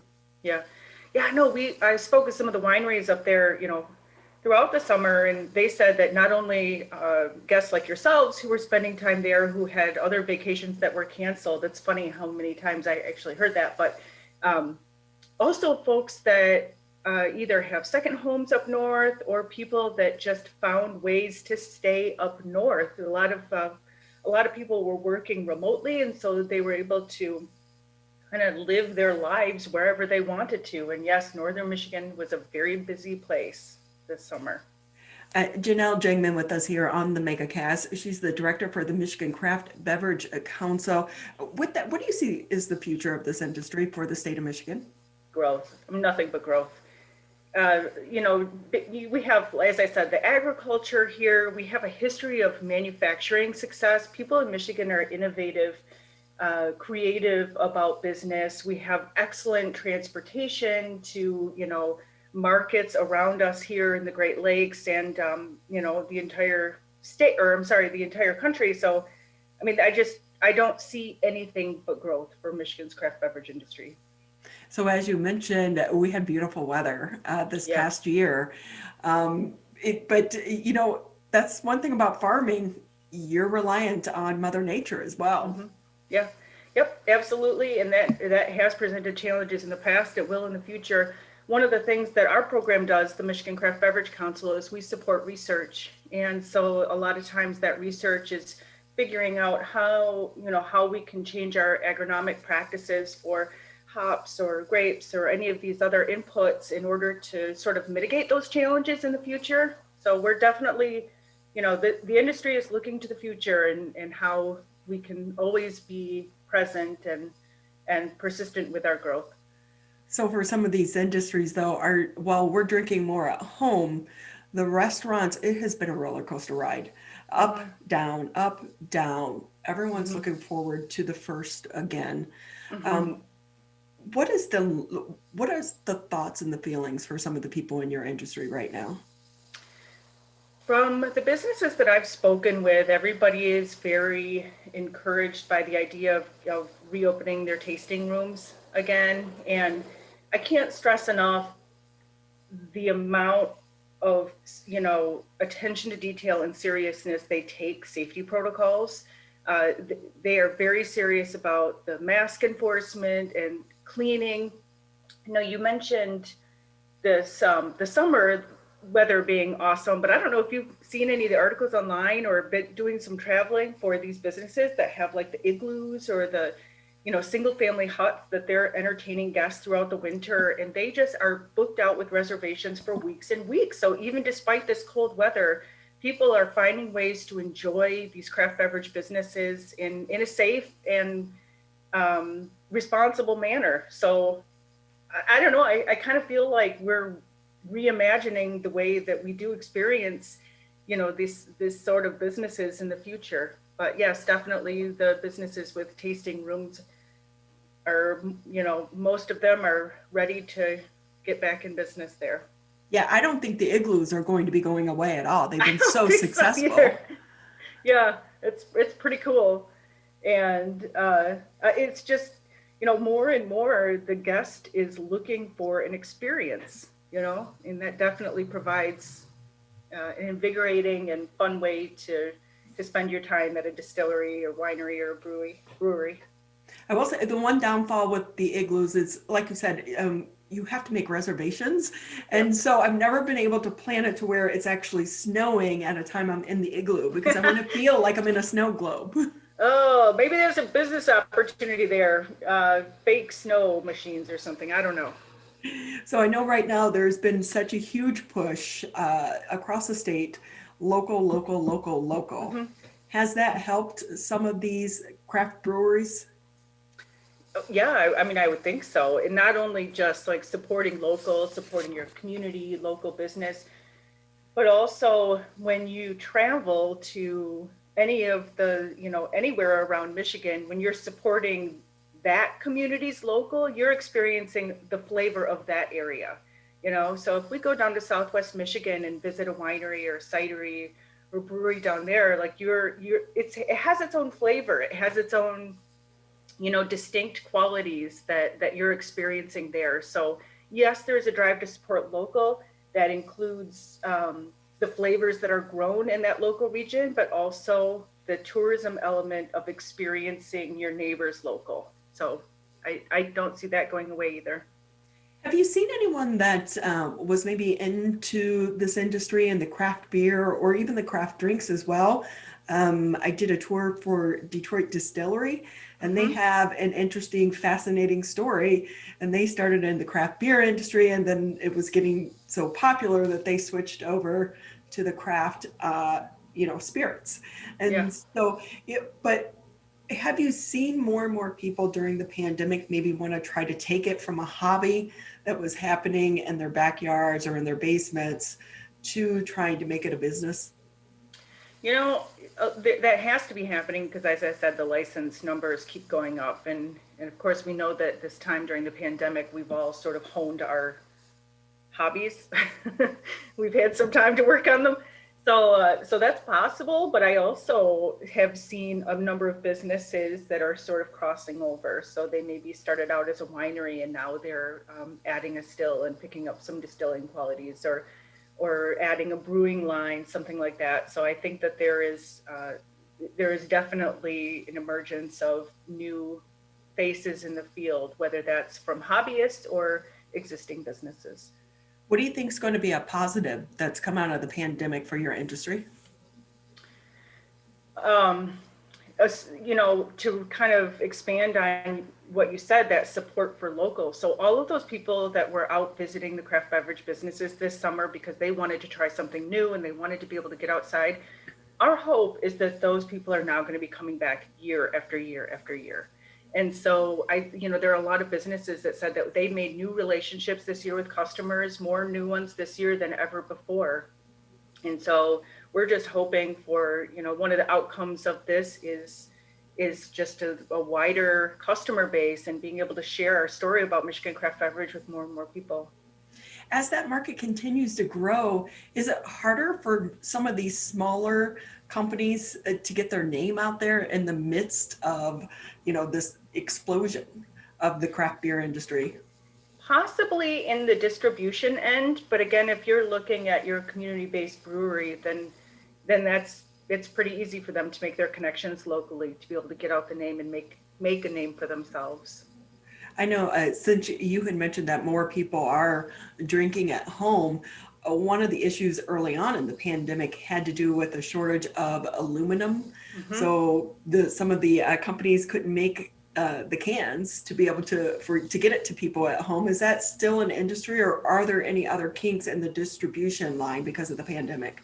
Yeah, that's a great question. So it's still an issue, and I don't know how long it will be an issue, but it's something that we're thinking about. So you definitely, those smaller producers are relying more on bottles, and so it's always good to make a bottle purchase if you can. But we'll figure out that supply chain issue as we go along. But it's definitely on our radar. Well, here's a suggestion for everyone. I always take the bottles and I collect them from like our local bars and stuff instead of them throwing them out. And I get the fairy lights. And then you take the label, you soak the label off, and then you put the fairy lights in them, especially because some of the bottles are really getting very pretty, so it's a good way and a good second use for I'd like those to see booze one of bottles. Those. You have to show us one sometime. I will. It's the hardest thing was trying to figure out how to get the label off with as least amount of work as possible, and I found it's OxyClean. Okay. Yeah, I've done that Google search myself. See, I'm not alone with that. Janelle, anything maybe I didn't ask that you want to add before we let you go today? I think that you asked a lot of great questions, even coming down to the supply chain and aluminum cans. So good job on that. I appreciate the time and happy to talk to you anytime. Well, we look forward to the day that you can come down. Maybe we can have a drink in an igloo and, while it's snowing on top of that as well. Yeah, that sounds idyllic. Because we won't have to do a reservation 3 weeks out. Very good. Well, thank you so much. Well, it's great having you with us. If people want to get more information about the council, how can they do so? MichiganCraftBeverage.com. And we also we're on Instagram, Facebook, and Twitter. So that's another good way to find us. Great. Well, thank you again for your time. We appreciate it. And happy weekend to you. Hey, thanks. You too. Take care. We're going to take a quick break here on the Oakland County Megacast. When we come back, we'll round out the week by bringing in the government and politics reporter for the Detroit Free Press. What a week it's been in Michigan's politics. This is the Oakland County Megacast. COVID-19 has caused many families to fall behind on finances and on groceries. But you're not alone. You shouldn't have to worry about putting food on the table. MyBridges offers access to quality food and income assistance to help families across the state get the food support they need. It's easy to apply and easy to start shopping. Apply for services at michigan.gov/MIBridges. A message from the Michigan Department of Health and Human Services. Michigan, we're calling on you to save lives. Don't ignore it. Don't let it go to voicemail. It's urgent. In fact, it's critical. Because if you've been in close contact with someone who tests positive for COVID-19, you may have been exposed to the virus. And you could get a call from My COVID Help or your local health department. So please answer the call to learn how to protect yourself, your family, and friends. We're calling on you to stop the spread of COVID-19, to make it safe to reopen businesses and help Michigan move forward. So if you get a call From My COVID Help or your local health department, you may have been exposed to someone with COVID-19. To protect us all, answer the call. Learn more at michigan.gov/containcovid. A message from the Michigan Department of Health and Human Services.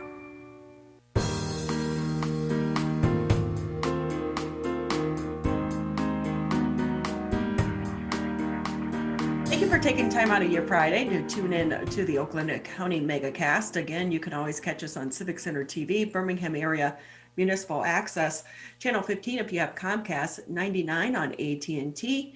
You can also tune us into the radio, 89.3 Lakes FM and 88.1 FM The Biff. What a week it has been in the state of Michigan in politics. While the governor is calling for unity, the Republicans are saying, not so fast, that road goes two ways. To talk a little bit more, we're going to bring in Dave Boucher. He's the government and politics reporter for the Detroit Free Press. What a week you've had, huh? Yeah, it just never ends. Never ends. It's been a pretty chaotic beat for several months now. Right. You think, oh, I'm going to be able to catch my breath this week? Doesn't happen. No, plenty of news, which is always good for readers and for the state to see what everybody's up to. I will say one of the good things about this craziness and the election and the politics, it seems more and more people are paying attention to the process than they ever did before. Unfortunately, it's still very polarizing. So if we can kind of start with the governor's state of the state. What did you think of her speech? Yeah, so this was an unusual state of the state in an unusual time, right? It was a virtual address. It was only online. It's roughly 25 minutes, which is pretty short for a state of the state. There was no pause for applause sort of thing, and it wasn't in the state capitol. There was really, not a lot of pomp and circumstance. And the entire speech, just like everybody else's life right now, was centered on COVID and the pandemic. So we didn't hear perhaps the big new proposals that are often seen and heard in a state of the state, but we heard a commitment to not only end the pandemic, but remember those who were lost and fight to restore businesses and provide funding for people who need it. Obviously, as you know, Republicans are skeptical and have long been critical of her approach to the pandemic, and that has kind of kicked off some of the partisan bickering that we've seen this week. Especially at a time when you're calling for unity. And then you had the Republicans, Shirkey and Wentworth, who came out and said, wait a minute, we've only met with you once in person for a conversation. It's like, what's going on? Yeah, there's clearly a division right now between the legislature and the governor, and part of that is intentional, right? Like that's the point of the legislature is at times to be a check on the governor. And Senate Majority Leader Shirkey was quick to point that out. But you're right, the governor tried to focus in theory on unity and on bringing people together. Republicans would note that during the campaign season, just like every other politician, that the governor was very critical of the president and of Republicans. And so I think some people are saying, oh, now you want to talk about unity after you were not, after you were partisan, but that's what partisans do on both the Republican and the Democratic side. They advocate for their own side and their own ideas, and they point out why they think their opponent is worse. But you're right. The Republicans in the House and the Senate immediately came out this week, took some legislative actions, some policy actions that are aimed, in their opinion, at curbing the governor's unilateral power to address the pandemic. Well, and this is an issue not even just here in the state of Michigan, but you're starting to see more and more legislators across the country start to bring up this issue to try to curb the powers of the governor and people of her administration. Yeah, it's an interesting idea, right? The Constitution, which is what state lawmakers will quickly point out, Constitution made the legislature a co-equal branch with the executive, and the legislature has the power to not only write laws, but set the budget for the state. And so lawmakers, Republican lawmakers, argue that the governor has not done enough to include them in the decision-making process to address a pandemic. The governor would argue, and the executive would argue, that there is nothing stopping lawmakers from coming up with proposals, from presenting ideas, from passing laws, from calling her and taking any number of actions necessary in order to fight the pandemic themselves. And she has argued that they have been too slow and too reticent to take critical actions needed in order to save the lives and potentially businesses of others. Obviously, that's contentious and people can argue with that. But that just shows you how wide the chasm is right now between the people that are supposed to be leading our state in a very critical time. Can the two sides come together? It's so easy to come together. You and I are having a Skype call, a Zoom call right now. One would imagine that the people that 10 million Michiganders entrust with the state government could figure out how to do it. Senate Majority Leader Mike Shirkey said that there are some things you can't get done in a Zoom meeting. He didn't respond to my questions about what exactly those things are when it comes to fighting the pandemic. He says that there have been lots of presentations from the governor, but not conversations. His office didn't respond to questions to why Mike Shirkey, the highest ranking Republican in state government, couldn't ask the governor questions during a presentation. They didn't respond to questions about why he hasn't invited her to a meeting.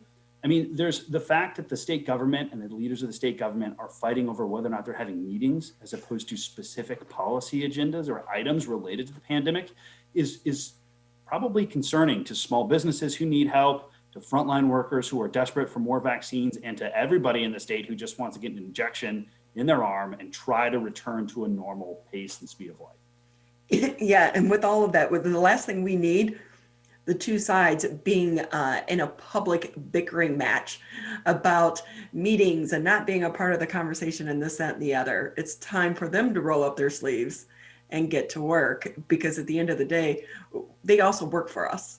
We are the taxpayers. And with that, I know that there's been a lot of discussion about the governor and her lack of transparency. Are you getting any inside information about the reason why the health director stepped down? No, we aren't. I found out, like many other people found out, including we've heard people in the health department found out that Robert Gordon was leaving the Department of Health and Human Services when he tweeted about it last Friday. So we heard about that. We heard it from him first on Twitter. When the governor put out her announcement, she didn't thank him for his service. She just announced that his replacement was set. Lawmakers who I talked to weren't a big fan of Director Gordon. They thought that Republican lawmakers, I should clarify, thought that he wasn't a very good communicator and that he didn't listen not only to them, but to interest groups who wanted to know more about the decision-making behind some of the policies in place.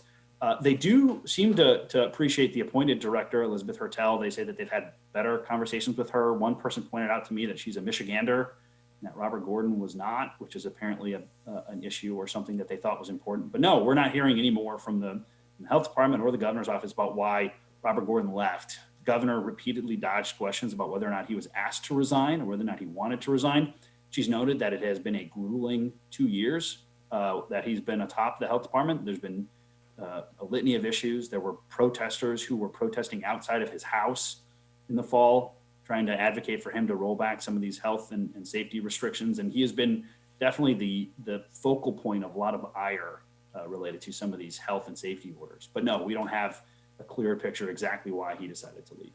Well, you can read between the lines here. It doesn't take a rocket scientist to understand that there was some type of dispute between them, whether or not she asked him to step down or he left on his own. I've worked in the government, and typically, those, even if they, one individual leaves, excuse me, especially as Gordon in such a high position, they would still do the public thank you. We appreciate your time. And the fact that there wasn't, we all know there was some type of dispute. Do you know if he got any type of severance package at all? I don't know that. I have put in requests for information, as I'm assuming has every other reporter on the beat, and we are trying to figure out more information. But no, I have not heard that. I do think, again, it is the governor and the state have stressed that there is a continuity of leadership here, which is a really critical moment to have an interim leader of a health department, right? Obviously, at any given point, the head of a department or cabinet officials can leave in state government, but the state keeps telling us we're at the height of the pandemic, that even though there's a light at the end of the tunnel, there's lots of actions that need to take place, including distributing tens of thousands, if not millions, of vaccine doses. And there's this transition in leadership. So that's why that's why we're asking questions, trying to figure out if something went wrong or not, or if the director just wanted to leave. But no, everybody wants to know a little bit more. So with that too, if we can kind of shift, sorry, I have a frog in my throat. If we can shift to Governor Whitmer, do you think she's going to run for re-election?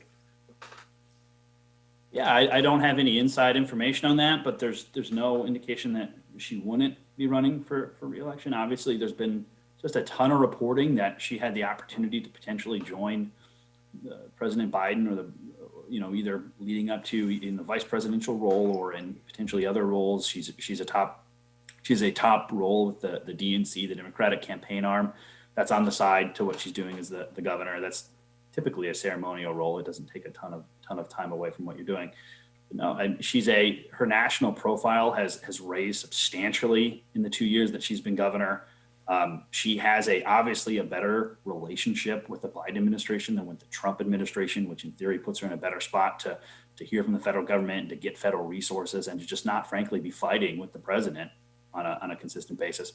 And we haven't seen a clear Republican front-runner candidate announced yet. Candace Miller announced that she wasn't going to run, and we haven't seen anybody who would be an obvious, huge challenger for her announced yet. So all of that is indicating that, yeah, she's probably going to run. I think it would be a big surprise if she didn't run. And clearly, like every other incumbent, she would be the front runner and the favorite at this point. But what's fascinating about this is, like you said, while no Republican has come forward, there are rumblings within the Democratic Party that Mark Hackel, the Macomb County executive, has his eye set on the governor's seat. And in an unusual move throughout this pandemic, he has not been so fond of Whitmer or some of the decisions that she's been making. Yeah, as you pointed out, he's been a little bit critical of the state government. I know we reported on a YouTube video that he posted where it was where he somewhat dramatically opened up a refrigerator to show that there weren't any vaccines in the county and that they need more vaccines, just like I would note every other local provider in the state. The health department and the governor are quick to note that they have distributed every single vaccine that they say they have, but there's obviously some sort of disconnect going on, given the fact that there are roughly 1.5 million vaccines in the state and only 800,000 have been administered. That number keeps going up every day, but that discrepancy is something that, as you noted, he's pointed out. It is incredibly difficult as a Democrat to run against a Democratic incumbent. It's essentially unheard of for that to be successful, not only in Michigan, but anywhere. So, he can, obviously this can help raise his political profile to some degree, but it's not a highly successful route that I think many Democrats are actually seriously considering. Yeah, I'm still interested in why he's been so openly, publicly critical of Whitmer and some of the decisions that she's made, because it is quite unusual as well when you come from the same party. With that too, as we go forward, of course, funding is going to be a big issue. Now that Biden is president, the governor really has no finger to point. Because before on the failures, she was able to say, hey, it's because of the Trump administration. So going forward, now that Biden is the president, is she going to be able to make those arguments? Well, she can't. I mean, she's not going to want to point the finger at the federal government and Biden's administration. So she needs to figure out a way to fix some of these problems. Yeah, and to your point, the state needed to figure out how to fix those problems beforehand when President Trump was still in office. But it seems pretty obvious that the Republicans in the state legislature are giving her an opportunity to continue to find somebody to be her foil, right? So Congress appropriated billions of dollars to Michigan and every other state in the late winter for COVID relief. And those funds are generally earmarked for very specific issues, for example, to help roll out vaccine distribution, to help reimburse the National Guard, who are also helping with testing, that sort of thing. But the state legislature has to formally appropriate those funds. And right now, the Republicans in the legislature are not doing that. They are currently threatening to withhold $2 billion in federal education funds unless the governor agrees to a law that would shift some, not all, some pandemic powers from her administration to local health officials. So obviously, you're right, the governor doesn't have the Trump administration to point to, but there's $2 billion more than that sitting in the state right now that lawmakers could appropriate that would seemingly help speed up the rollout. Republicans say would help get students back into in-person classes faster, help with testing, help with rental and insurance and assistance, help with getting people who need food, the ability to eat, and that's not happening right now. The Republicans say it's not politics, that they're making a point, that they should have a bigger say in the process. They have a say. There's a lot of money on the table right now that they get to appropriate. and it hasn't happened yet. So that's going to be the fight. The governor is going to be fighting with the Republicans in the legislature, as we've already seen this week. Well, and then on top of that, when they blocked the governor's appointees this week, that really kind of sent a pretty strong message. Yeah, I'm not sure who comes out of that victorious, or if this is really a winning and losing situation. Senate Majority Leader Mike Shirkey said it wasn't to score political points, it was to make a point. I'm not sure that the people who rely on the services of those boards are getting that point, or who's winning in this situation. Again, these people are appointed to these typically low profile bureaucratic positions in order to help ease and pass regulations and oversee departments that help people. So the idea that those departments and those agencies are better served by not having people on the board is seemingly a difficult argument to make. At the same time, obviously, again, the Republicans in the legislature have been saying that the governor is acting unilaterally. We haven't heard a lot about what it would look like for her not to act unilaterally, like if it would require her to come sit down on the floor of the Senate or to invite people over for like coffee or something. We haven't heard what the Republicans want to see as far as this idea of not acting unilaterally. But you're right, that was something that happened this week, and the Republicans think that was an effective message sent to the governor. Yeah, I will say, if I was her, you really need to extend that olive branch right now, because that's going to make you look more like the winner. Because I think so many people are looking at both sides and saying, we're still in the middle of a pandemic. Businesses are still closing. Kids are still struggling to learn. And you guys are acting like children up there. And so you wonder too, when you come out of this, really, it's like there are no winners on either side, Republicans or Democrats, if they continue down this path. Yeah, it's politics. And the Speaker of the House, Jason Wentworth, has told me and has said multiple times that people hate political bickering and they hate political back and forths. And then yesterday, he and Senate Majority Leader Shirkey acknowledged engaging in it. And so one can argue that this is what you do, and that this is, to your point, it is the start of the gubernatorial season. It's not an election year, but it's always an election cycle. And so this is part of that. These are the Republicans who are in charge and leading Republicans in the state. But yeah, if we're putting it in perspective of political winners and losers, somebody might come out with more political points. But as far as policy goes, as far as helping people goes, it's difficult to see who's winning in this. Dave Boucher with us. He's the government and politics reporter for the Detroit Free Press. Dave, do you cover the city of Detroit as well? Sparingly, but no, that is not my beat. I thought it was interesting this week, just in a general overview of Anthony Adams coming out announcing that he will be running against Mayor Mike Duggan for the upcoming election in the city of Detroit, and to be the next mayor for the city of Detroit. Behind the scenes, interesting. It's going to be interesting. Yeah, it'll be a fun campaign to watch. It'll be fun to see. Again, just in general, very hard to beat an incumbent. Hard to beat incumbent who has a relatively national profile, who can raise funds, who has connections to big Democratic donors. But if the city of Detroit decides that it's time to change, then that'll be fun to watch. Well, and of course, the announcement came the same time as Kwame Kilpatrick was being released from prison. I believe Sheila Cockrell is now saying that she may be considering a bid for the mayor as well. It's like old school politics. Sometimes things just don't change. It's the same players and just a different day. I think voters would agree with that. The voters would see that there are a lot of the familiar names and faces are the ones that they keep finding on their ballots. So with that, Dave, anything that we didn't touch on that you want to share with us? Again, I think it's a huge week and a huge time for the legislature. Everybody wants to try and do something to increase the speed of vaccine rollout and increase the way that students get back into classes safely.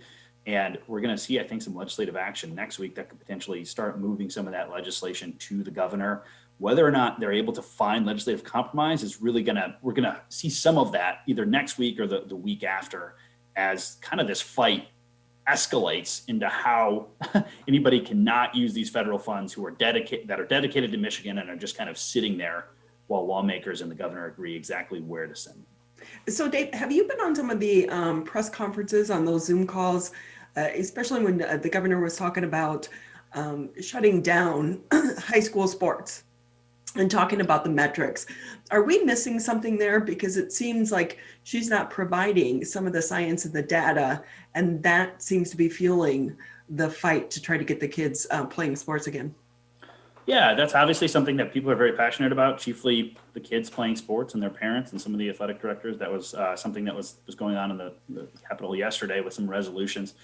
The biggest argument to your point about this idea that the governor is not providing metrics, the metrics that people want to see, that we've heard, that critics have said, are if the governor were to say, if the test capacity were to hit X, then Y can happen. And we haven't heard that yet, right? So the governor would argue that this is a really fluid time and it's difficult to actually set those parameters.